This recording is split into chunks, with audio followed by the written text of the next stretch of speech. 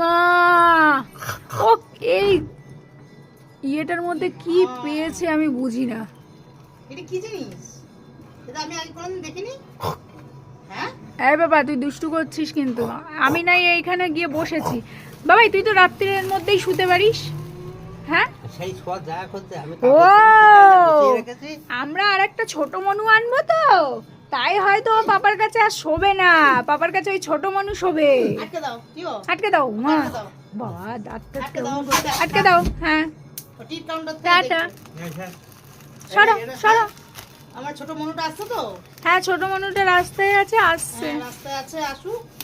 ও থাক হ্যাঁ টাটা। থাক। ঠিক ওর কোনো নড়চড় নেই, ওর যে এর মধ্যে কি মন্ডা মিঠাই পেয়েছে।